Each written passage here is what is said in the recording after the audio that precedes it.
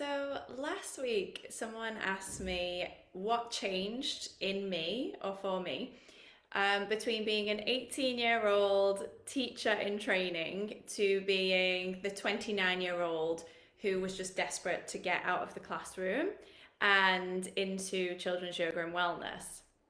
And to be honest, it I really had to think about it because we're talking about something that happened 20 years ago, and I can't really remember when I was 18, 19, and I was training and I was excited about going to be a school teacher. I can't really remember what I even expected it to be like. And so I don't think that anything really changed in me. Well, it probably did change in me. Obviously, there's a big difference between being 19 years old and being 29. But I don't think it was so much that something massively changed. I think it was that my expectations going into school teaching was different to the actual reality. I have always been lucky, I feel, in the schools that I've worked in. I loved, the whole time that I was working in international schools and schools in the UK too. I've loved the teams that I've worked with. I've worked with some incredible teachers that I've learned a lot from, and teaching assistants that I've learned a lot from and gained so much support. I loved the kids. I even enjoyed working with the parents. I even enjoyed all the planning and writing the curriculum. I love being creative with that side of things. So all of that, I guess the people side of things, I absolutely loved, and the creativity side. But what I didn't like, or what I didn't like feeling, was being constricted and really lacking in freedom and feeling like I had a lack of control. And what I mean by that is that I didn't have control over which age groups I taught. I was teaching EYFS, and it was either, this age group, preschool, or reception, and that was it. And I didn't get to choose which one I taught. I felt restricted even in like the holidays that I could take, which if you're an educator, you know exactly what I'm talking about. At first you think, wait, great, I get all of these holidays, I get 6 weeks school holidays, but you don't really, you never really take a break. And when you do take a break, you've got to pay for the expensive flights, which are 5 times the price than any other time of the year. You do miss out on things like celebrations, weddings, funerals, all of that, especially if you're working internationally. I remember flying back for a friend's wedding. It was in the middle of the term, and I flew back from Hong Kong to the UK for 36 hours, which just is ridiculous because it's actually like an 18-hour flight with the transit. But I did that because that was my only option when people were having weddings back home. And it was during term time. So all of this, I mean, you do accept it's part of the job, that when you go into it. But still, it wasn't something that I enjoyed. After 10 years of missing big celebrations and family time, time with friends, I just wasn't really willing to do it anymore. I also really, really disliked teaching programs that I didn't believe in. And that was a big one for me. I was so sick of teaching phonics programs that I just thought were honestly really crappy, or reading programs that I just didn't think the children were able to. I just thought it was really irrelevant and boring. And I want to educate children, I want to support children, but I didn't feel like I was doing it in the best way possible because I had to do this phonics program, this numeracy program, this music and movement program, and I just didn't agree with it. Maybe I'm just like extra rebellious in some ways. Maybe I am a Gemini, but no, it was just a lot of. I just felt like I was really constricted with what I could teach and what I could share. And I don't have that now. As soon as I left the education system, I became a children's yoga teacher. I could choose the age groups that I wanted to work with. I work with mixed age groups. I work with small groups, big groups, large events, one-on-one. I chose where I could work, when I could work, when I took my holidays. There was just so much more freedom. I only taught and still only teach things that I truly believe in, that I believe are valuable to the children and families that I work with. teaching things that I've seen firsthand actually fully support children's mental and emotional well-being, not programs that I'm told to teach, even though I don't think they're relevant to the children. So I think, once I got to like 28, 29, and I realized that I was just not on board anymore with teaching things that I didn't agree with, topics that I thought were irrelevant, things that I didn't enjoy teaching, that I could see that the children weren't responding very well to. There's only so much your creativity and playfulness can come into your teaching when you're told to teach certain programs, and that's just the way it is.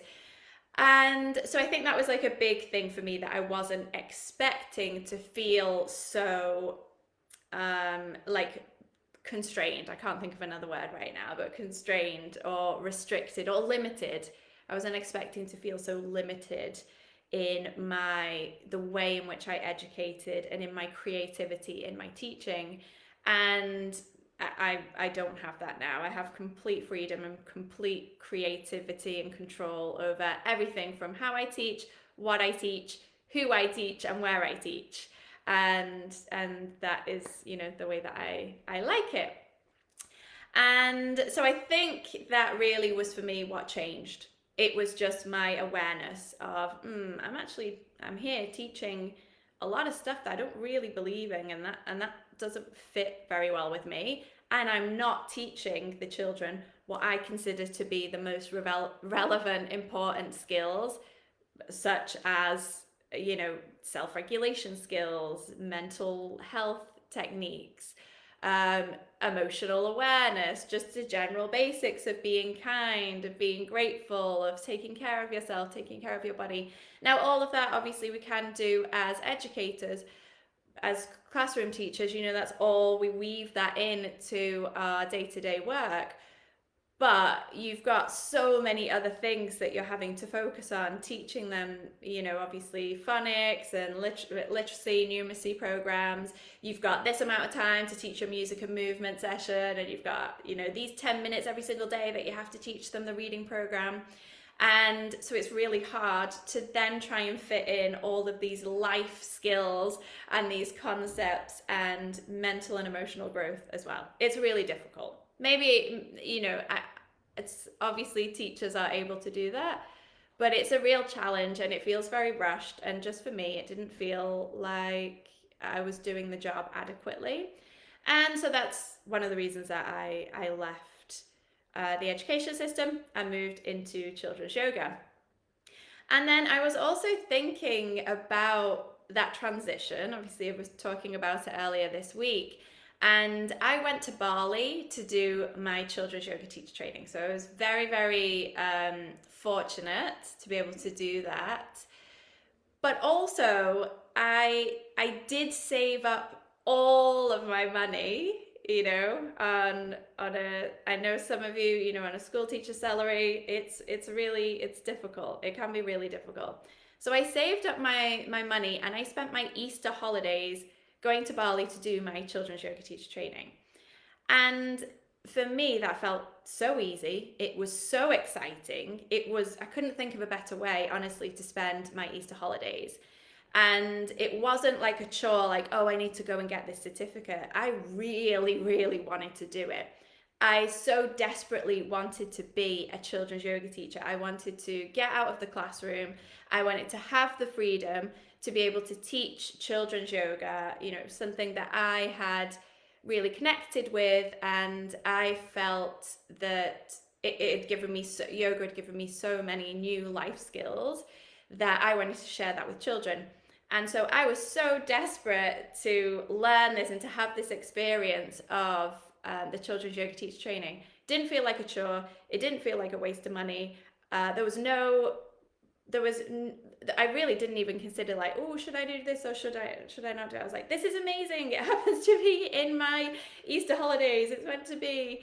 And yes, I saved up my money, and that's honestly all I wanted to spend my money on, was doing this yoga teacher training. And I went to Bali and I did it, and it was the best experience. I've made some amazing friends who, 10 years on, are still in my life as very important people.